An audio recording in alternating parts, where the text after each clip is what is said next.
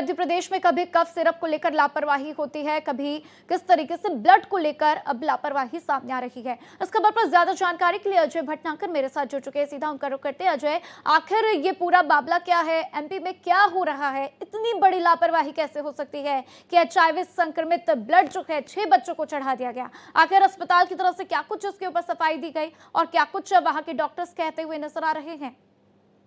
देखिए, निश्चित तौर पर काफी गंभीर मामला है। हालांकि ये जो एचआईवी ब्लड वाला मामला है, ये काफी पुराना मामला है, मगर वो प्रकाश में मीडिया के सामने अभी आया है और इसमें निश्चित तौर पर सरकार ने एक्शन लिया है। उच्च स्तरीय एक समिति बनाई है, 3 लोग उसमें सस्पेंड कर दिए गए हैं।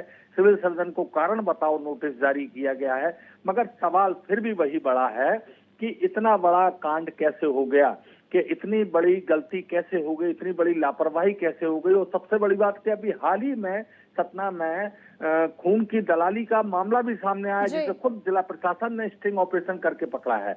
और उस मामले में भी 3 लोग अभी हिरासत में लिए गए हैं, पकड़े गए हैं और पूरी एक गैंग काम करती है। और सबसे बड़ी बात इसमें अगर देखा जाए तो कि स्वास्थ्य मंत्री जो उप मुख्यमंत्री हैं वो विंध्य क्षेत्र से ही आते हैं, रीवा से आते हैं और सतना बिल्कुल पास में ही जिला है, जिला मुख्यालय है। और उस जिला मुख्यालय में इस तरह की गंभीर लापरवाही या गंभीर तरह की अनियमितता कहा जाए, अस्पताल के सामने दलाली हो रही है, खून की दलाली, बेड की दलाली हो रही है अस्पताल के सामने, वहां पर एचआईवी ब्लड चढ़ाया जा रहा है। ये इस तरह के जो सारे मामले आ रहे हैं, इसमें सरकार निश्चित तौर पर कड़ी कार्रवाई करने की बात जरूर कह रही है, मगर इस मामले में सियासत भी हो रही है और उस पूरे मामले में विपक्ष लगातार सरकार के ऊपर हमलावर भी है। मगर सवाल ये है कि आज सतना का मामला सामने आया है, इस तरह के तमाम सारे और भी जगह ऐसे मामले होंगे। सरकार को एक सिस्टम बनाना पड़ेगा ब्लड की जांच किस तरह से होती है, कैसे जांच खून चलता है और कैसे दलाली सब हो जाती है। इस पूरे मामले को लेकर एक सिस्टम बनाने की बहुत जरूरत है और इस पूरे मामले में और ज्यादा कड़ी कार्रवाई करने की जरूरत है। जी बिल्कुल अजय, देखिए बहुत कड़ी कार्रवाई की जरूरत है, क्योंकि देखिए कभी कफ सिरप का मामला सामने आता है, अब ब्लड बैंक का मामला सामने आ रहा है कि किस तरीके से संक्रमित खून बच्चों को चढ़ाया गया। अजय, आपसे ये समझना चाहेंगे कि क्या जो 6 बच्चों को ये खून चढ़ाया गया वो एक ही अस्पताल का मामला है या फिर अलग अलग हॉस्पिटल से ये जानकारी सामने आई है?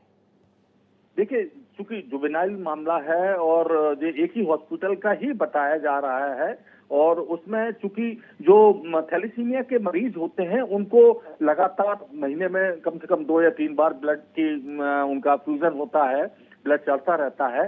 तो कई जगह से चढ़ाते हैं ब्लड। हो सकता है कि है ना, वो एचआईवी वाला जो ब्लड चढ़ाया गया वो कहाँ से चढ़ा गया। हालांकि उनका इलाज एक ही अस्पताल में हो रहा था, जो सरकारी अस्पताल है वही इलाज हो रहा था, मगर कभी कभी स्थितियां ऐसी बनती, चूंकि पुराना मामला है, जांच में अब सामने आया है कि उनको एचआईवी भी है और उसमें सरकार की तरफ से बताया गया कि एक बच्चे की तो माता पिता भी एचआईवी है, पर बाकी बच्चों का कैसे हुआ और कितने लोगों को इस तरह के एचआईवी पॉजिटिव ब्लड चढ़ा दिए गए हैं।